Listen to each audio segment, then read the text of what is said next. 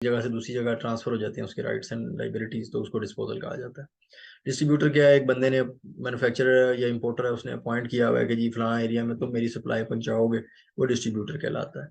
अब ये वो डिविडेंड है जिसकी आगे डेफिनेशन आ रही है जो हमने सब सेक्शन 1 के अंदर अक्यूमुलेटेड प्रॉफिट्स में उसने कहा था कि in relation to distribution of dividends, accumulated profits क्या होते हैं वहाँ ये बताया था। अब ये बता रहा है डिविडेंड क्या है। डिविडेंड क्या है कि जो कंपनी अपने एक्यूमुलेटेड प्रॉफिट्स में से शेयर होल्डर्स को डिस्ट्रीब्यूशन करे, हिस्सा दे, उसको डिविडेंड कहते हैं। अब ये सेक्शन जो चैप्टर 2 के अंदर इसको टैक्स भी किया गया है, और सेक्शन 150 के अंदर इसके ऊपर टैक्स रिडक्शन की भी वो लगा दी गई है कतगन। ठीक है जी। ये कोई भी distribution, deposit certificate, debenture stock किसी शक्ल में भी दे रहे हैं, नकद दे रहे हैं, स्टॉक की शक्ल में दे रहे हैं, या आप जो है वो कंपनी खत्म हो रही है उससे पहले जो उनको हिस्सा दिया गया, तो ये तमाम जो एक्यूमुलेटेड प्रॉफिट्स की हद तक जो है वो उनको जो भी लेन देन हुआ, रिडक्शन ऑफ कैपिटल, अगर कैपिटल रिड्यूस करके उनको पेमेंट वापस की गई है, वो भी डिविडेंड में सबर हो जाएगा। और प्राइवेट कंपनी की सूरत में उन्होंने कहा है कि जो अगर लोन भी दिया है ना, और कंपनी का नॉर्मल बिजनेस लोन देना नहीं है, यानी बैंक नहीं है या कोई ऐसे नॉन बैंकिंग फाइनेंस कॉर्पोरेशन नहीं है, लेकिन प्राइवेट कंपनी है और वो लोन देती है अपने शेयर होल्डर को, तो उसको भी हम डिविडेंड ही तस्वर करेंगे for the purpose of taxation. ठीक है जी। अगर पाकिस्तान से बाहर किसी ब्रांच ने रेमिटेंस भेजी है अपने एक्चुअल फॉरेन ऑफिस को, तो उसको भी उसने शामिल कर दिया। अब कहता है बट डज नॉट इंक्लूड, लेकिन कहता है इसमें शामिल नहीं है कुछ चीज़ें। अब वो क्या है कि जी मेनली इसमें एम्प्लॉयमेंट को देख लेंगे। अगर कोई सैलरी सुलरी दे रहा है, या उनका काम ही बिजनेस वो यही काम करना है, या फिर जो है कहता है distribution made in accordance with ये एंड ये in respect of any share for full cash consideration, क्या आपने शेयर जो है वो वापस बाय बैक कर लिए, तो वो नहीं होगा। अदरवाइज जो है वो उसको शामिल किया जाएगा। एलिजिबल पर्सन को भी छोड़ दें, वो इतना इंपॉर्टेंट नहीं है। एक्सप्रेशन एड्रेसी ऑटोमेटेड इलेक्ट्रॉनिक का मतलब इलेक्ट्रॉनिक समझा जाएगा। इलेक्ट्रॉनिक रिकॉर्ड मतलब जो कि कोई भी इलेक्ट्रॉनिकली आपने जो रिकॉर्ड रखा हुआ है उसके मीन्स एंड उसने बताया जी include the content of communication, transaction, procedures, judgments etcetera, broadcast, stored, held, copied, किस तरह से किया हुआ है जी, by one of the several electronic resources को यूज करते हुए। अगर इंफॉर्मेशन को आपने रखा हुआ इलेक्ट्रॉनिक फॉर्म में, तो वो इलेक्ट्रॉनिक रिकॉर्ड होगा। इलेक्ट्रॉनिक रिसोर्स क्या होता है फिर, उसने कहा जी telecommunication system, transmission systems, electronic video audio encoding decoding, input output devices जो हैं, data processing unit, storage units, computer programs, ये सॉफ्टवेयर सब इसका हिस्सा है इलेक्ट्रॉनिक रिसोर्स का। अब इसको करते हुए उसने बता दिया जी कि टेली कम्युनिकेशन सिस्टम क्या होता है, जिसमें आप कन्वे कर रहे हो, कन्वेंस के लिए यूज कर रहे हो इलेक्ट्रॉनिक, इलेक्ट्रोमैग्नेटिक, मैग्नेटिक मामलात के थ्रू डाटा कम्युनिकेट कर रहे हो, उसे टेली कम्युनिकेशन सिस्टम कहा जाता है। ठीक है जी। अच्छा जी, आगे मूव करें तो employ means an individual engage in employment. Employment क्या होती है, नीचे लिखा हुआ है, इंक्लूड द डायरेक्टरशिप। एम्प्लॉयमेंट का मतलब है कि जब एम्प्लॉयर आपको एम्प्लॉय करे for fix remuneration for some activity, जो भी कोई काम है, ये एम्प्लॉयमेंट में जिसने लिख दिया ना। डायरेक्टरशिप भी इसमें इंक्लूड है। Management of the company, a position entitling the holder to a fixed ascertainable remuneration, salary के अगेंस्ट आपको रखा हुआ है।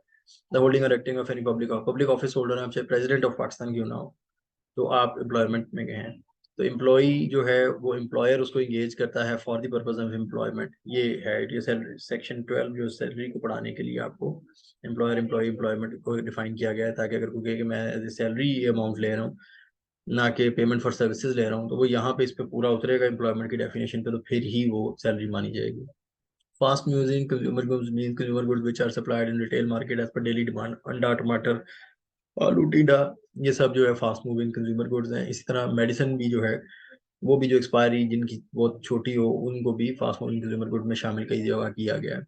Fair market value means the value as provided in section 68, जो मार्केट के अंदर फेयर ट्रांजैक्शन के अंदर इकट्ठा होकर पैसा आ सकता है, उसको कंसिडरेशन के तौर पे उसको फेयर मार्केट वैल्यू कहा जाता है। Fee for offshore digital service, ये जितने बच्चे काम कर रहे हैं, ये बड़े काम कर रहे हैं, ऑफशोर डिजिटल सर्विस प्रोवाइड करते हैं, उसके अगेंस्ट उनको फी आती है, ये उसको डिफाइन किया गया था कि इसको फिर टैक्स भी किया जाएगा। FBI refund settlement company limited means the company with the name, ये अब ये इस कंपनी एक्ट के तहत बना दी गई है, और ये क्या करती है कि ये रिफंड को प्रोसेस करके ऑटोमेटिक आपके अकाउंट्स में ट्रांसफर कर देती है अगर वो इस्टेब्लिश्ड हो।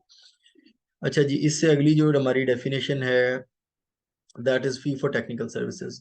टेक्निकल सर्विस आपने कोई भी प्रोवाइड की है, उसके लिए आप लमसम या आप पीरियोडिक पेमेंट ले रहे हो मैनेजेरियल टेक्निकल सर्विस प्रोवाइड करने के लिए, तो वो इसमें शामिल होगी। लेकिन इसमें क्या शामिल नहीं होगा कि जहाँ पे आपने कोई project of construction assembly like project है तो वो इसमें शामिल नहीं होगा फीफो टेक्निकल सर्विस में, और कंसिडरेशन जो सैलरी के तौर पे पे हुई है वो भी नहीं हो जाएगी।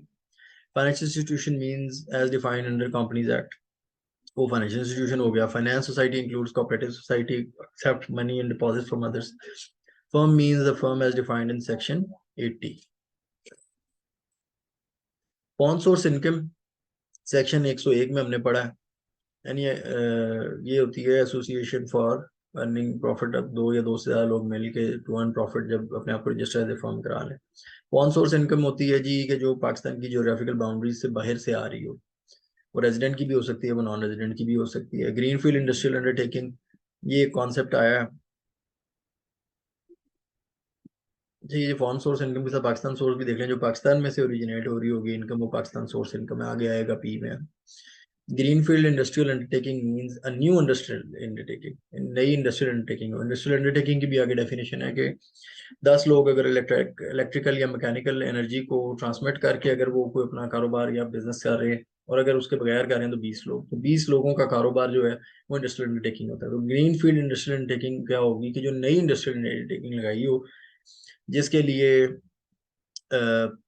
ऐसा ज़मीन इस्तेमाल की जाए जो पहले कमर्शियल इंडस्ट्रियल मैन्युफैक्चरिंग के लिए यूज़ ना हो रही हो, और पुरानी किसी को तोड़ फोड़ के ना बनाई हो रेनोवेट करके, बल्कि नया मामला हो। Not found by splitting of reconstitution of an undertaking already in existence, यानी एब्सोल्युटली न्यू अंडरटेकिंग हो। यूजिंग एनी प्रोसेस, ये इंपॉर्टेंट बात है, यूज एनी प्रोसेस और technology that has not earlier been used in Pakistan and is so approved by engineering development board. तो ये इसको हम ग्रीन फील्ड इंडस्ट्रियल अंडरटेकिंग कहेंगे, और इसको अप्रूवल देना है कमिश्नर ने ऑन दी एप्लीकेशन, और फिर इसको ये समझा जाएगा। अच्छा, हाउस बिल्डिंग फाइनेंस कॉर्पोरेशन क्या होती है जी? मींस दी कॉर्पोरेशन जो कि house building finance corporation act के तहत बनी हो। इम्प्यूटेबल इनकम एक बंदे का सब्जेक्ट है। ये जो आपकी फाइनल टैक्स या एफटीआर होती है ना, वो कहता है in relation to an amount subject to final tax. यानी आपने एक प्रॉफिट ऑन डेट लिया, उस पर 15% लाख रुपया प्रॉफिट ऑन डेट है, 15% जो है उसके ऊपर टैक्स लगा। 15% टैक्स का मतलब है कि आपका 15,000 रुपया टैक्स हो गया 1 लाख रुपए की प्रॉफिट ऑन डेट के ऊपर। अब यहाँ पे वो कुछ और बता रहा है, वो कह रहा है imputable income in relation to an amount subject to final tax means the income which would have resulted in the same tax had this amount been subject to had not been subject to final tax. अब इसका मतलब ये है कि वो कहता है कि ये देखें कि वो जो 15,000 आपको टैक्स लगा है ना 1 लाख के ऊपर, 15% लिखा हुआ है सेक्शन 151 के अंदर कि आपने विदहोल्ड करना है प्रॉफिट ऑन डेट देते हुए। तो प्रॉफिट ऑन डेट अगर 1 लाख आपको हुआ, उस पर आपने 151 का बैंक ने 15% टैक्स काट लिया 15,000 रुपया, तो आपकी वो 1 लाख की इनकम के ऊपर फाइनल टैक्स है। लेकिन कहता है कि ये 15,000 जरा जाके फर्स्ट शेड्यूल में देखें तो, अगर नॉर्मल इनकम हो, कितनी नॉर्मल इनकम के ऊपर 15,000 टैक्स बनता है। मिसाल के तौर पर वहां पे 3 लाख रुपया लिखा हुआ, तो वो कहता है वो जो 3 लाख है ना, वो इम्प्यूटेबल इनकम है। अब इस इम्प्यूटेबल इनकम से करते क्या, अपनी वेल्थ को भी रिकनसाइल वगैरह करने का भी आपको ऑप्शन दी जाती है, तो ये हम बाद में देख लेंगे कि इसकी ट्रीटमेंट क्या है। लेकिन अभी इम्प्यूटेबल इनकम की डेफिनेशन ये है कि अगर किसी फाइनल टैक्स इनकम के ऊपर आपको फाइनल टैक्स लगा, तो वो टैक्स आप नॉर्मल इनकम पे देखें कि कितनी नॉर्मल इनकम पे वो टैक्स की अमाउंट बनती थी, तो उसको आप इम्प्यूटेबल इनकम कहेंगे। जो इनकम अगर आप नॉर्मल इनकम पे देखें कि ये जो मुझे 15,000 टैक्स लगा है, नॉर्मल इनकम कितनी पे है, एग्जांपल पहले मैं दे चुका हूँ। इनकम की डेफिनेशन कहता है जी, includes any amount chargeable tax under this act, any amount subject to collection और डिडक्शन ऑफ 148, 50, 52, 53, 54, 56, 56 ए 33 सब section of 234 section 236 E and any amount treated as income under the provision of this ordinance. और end पे बड़ी मजे की बात करता है, एनी लॉस ऑफ इनकम, यानी लॉस इज आल्सो इनकम। ठीक है जी। अच्छा, इसके बाद मूविंग फॉरवर्ड, इनकम ईयर, ये वो कहता है पुराना जो इनकम टैक्स ऑर्डिनेंस होता था 1979 का, that is income year. Individual pension account क्या होता है, ये भी कुछ होता है। ठीक है जी, कोई इंडिविजुअल अपने लिए पेंशन अकाउंट खोल लेता है तो that is individual pension account. Industrial undertaking की डेफिनेशन मैंने आपको बता दी हुई है, 20 लोग, 10 लोग, ये इलेक्ट्रिकल एनर्जी वगैरह भी ऊपर हमने पढ़ी है ना, ग्रीनफील्ड इंडस्ट्रियल अंडरटेकिंग, वहाँ पे मैंने इसको साथ कवर अप कर लेता है। मैन्युफैक्चरिंग का काम कर रही हो, शिप बिल्डिंग का काम कर रही हो, generation conversion transmission of power का काम कर रही हो, माइन ऑयल वेल वगैरह मिनरल डिपॉजिट्स को डील कर रही हो, और फर्स्ट डे ऑफ मई 2020 जो है उसके बाद से ये involve in construction of building, road, bridges etcetera. ये अपने सीपेक वालों को काफ़ी सारा गुंजाइश देने के लिए इस काम को किया गया। ठीक है जी। Intangible income means an intangible as defined in section 24। Section 24 में जो इंटेंजिबल डिफाइन किया गया वो है कि पेटेंट राइट्स और कॉपीराइट्स, ट्रेडमार्क्स, ये सब जो है वो इंटेंजिबल एसेट्स होते हैं। Integrated enterprise means a person integrated with the board, board के साथ आपने कंप्यूटर से सिस्टम से आप जुड़े हुए हैं तो आप इंटीग्रेटेड एंटरप्राइज है। इन्वेस्टमेंट कंपनी मीन्स कि जो इन्वेस्टमेंट कंपनी जो बताया हुआ non banking finance companies rules के अंदर वो होगी। काइबर क्या है जी? कराची इंटरबैंक ऑफर्ड रेट है prevalent on the first day of each quarter of the financial year, यानी 4 क्वार्टर साल में होते हैं, जो पहला दिन होगा उसका 1 जुलाई, 1 सितंबर, 1 अक्टूबर हो जाएगा, इसी तरह 1 जनवरी है और फिर 1 अप्रैल। इस पे जो कराची का बैंकों के दरमियान आपस में जो ट्रांजेक्शन होती हैं, लेन देन होता है, उस पर जो रेट ऑफर किया जा रहा है उसे काइबर कहेंगे। IRIS means a web based computer program जो कि ऑपरेशन ऑफ इंडियन रेवेन्यू के टैक्सेस और लॉज को एडमिनिस्टर करने के लिए बोर्ड ने बनाया है। इंडियन रेवेन्यू इंफॉर्मेशन सिस्टम ये वो है। IT services includes but not limited to software development, software maintenance, system integration, web design, web development। IT से related IT enabled services का मतलब क्या है? Inbound outbound call centres, medical transcriptions, remote monitoring, graphics, accounting service, ये जितने भी लोग IT के थ्रू बाहर अपनी सर्विसेज दे रहे हैं वो भी इसमें शामिल कर रहे हैं। लीजिंग कंपनी, जो लीजिंग कंपनीज डिफाइंड है नॉन बैंकिंग फाइनेंस कंपनीज के और एक्ट के अंदर या रेगुलेशन के अंदर वो होती है। लाइजन ऑफिस क्या होता है कि जो काम कर रहा हो हेड ऑफिस के बिहाफ पे, और ये आमतौर पे नॉन रेजिडेंट्स के पॉइंट ऑफ व्यू से लाइजन ऑफिस को हमने यहाँ पे पढ़ना होता है। Liquidation, termination of a trust या कंपनी, जब कंपनी खत्म होती है तो वो लिक्विडेट हो जाती है, ट्रस्ट खत्म होता है तो वो लिक्विडेट हो जाता है, उसको लिक्विडेटर लिक्विडेट करता है, तो ये लिक्विडेशन है। लोकल गवर्नमेंट क्या है? जैसे मुख्तलिफ सूबों के अंदर जो लोकल गवर्नमेंट एक्ट्स बने हुए हैं उसके तहत जो शहरी हुकूमतें होती हैं उन्हें लोकल गवर्नमेंट्स कहते हैं।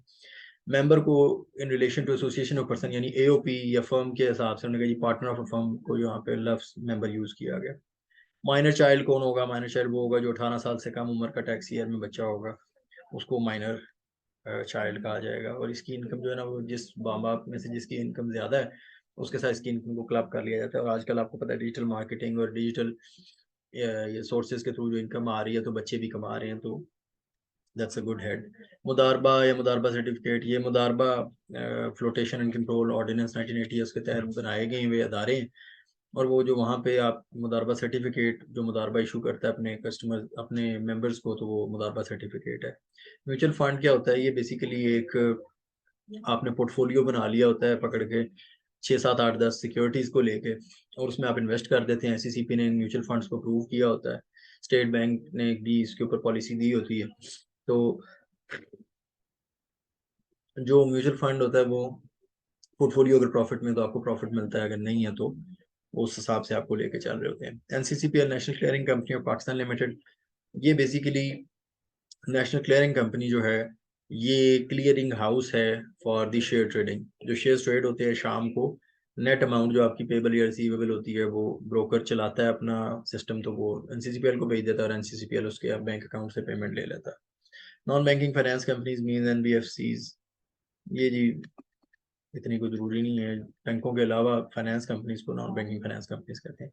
236 सेक्शन 2 सब सेक्शन 36 ये नॉन प्रॉफिट ऑर्गेनाइजेशन को डिफाइन करती है, और religious educational charitable welfare purposes के लिए जनरल पब्लिक के लिए जो बनाई गई या प्रमोशन ऑफ एनिमेचर स्पोर्ट के लिए बनाई गई हो, और ये इसको रजिस्टर कराया गया हुआ as a non profit organisation under the law, जिस लॉ के तहत ये बनी है। जैसे कंपनीज ऑर्डिनेंस 1984 के अंदर सेक्शन 42 की कंपनी ये कहलाती होती थी, तो सेक्शन 42 में आप association not for profit register कराएं तो बेसिकली उसका काम नॉन प्रॉफिट होता था। लेकिन ये तीसरी कंडीशन बहुत इंपॉर्टेंट है कि कमिश्नर साहब से आपने नॉन प्रॉफिट होते हुए भी सर्टिफिकेट जरूर लेना है, और ये स्पेसिफाइड पीरियड के लिए होगा, 1 साल के लिए, 2 साल के लिए, 5 साल के लिए, आमतौर पर साल के लिए होता है। नॉन रेजिडेंट पर्सन कौन है? नॉन रेजिडेंट जो पाकिस्तान में 180 दिन 183 दिन से कम रहा हो, यानी रेजिडेंट वो है जो 183 दिन से ज्यादा रहा हो, जो फेडरल गवर्नमेंट का एम्प्लॉई ना हो, जो दुनिया में कहीं और पे रेजिडेंट हो, पाकिस्तान में रेजिडेंट ना हो, वो नॉन रेजिडेंट पर्सन है। इस तरह कंपनी जिसके ऑपरेशंस मुकम्मल तौर पे पाकिस्तान से बाहर से चलाए जा रहे हों, वो या पार्टली भी पाकिस्तान से चलाए जा रहे हों, वो नॉन रेजिडेंट कंपनी हो जाएगी। इसी तरह जो AOP है वो अगर पाकिस्तान से होली बार से चलाई जाएगी सिर्फ तब ही वो नॉन रेजिडेंट होगी। नॉन रेजिडेंट टैक्स पेयर ऐसा टैक्स पेयर है जो कि पाकिस्तान में नॉन रेजिडेंट है और वो टैक्स फिर भी पाकिस्तान में पे कर रहा है। ऑफिसर ऑफ इंडियन रेवेन्यू के अंदर additional commissioner, deputy commissioner, assistant commissioner, Indian revenue officer, audit officers और अदर ऑफिसर्स जो स्पेसिफाइड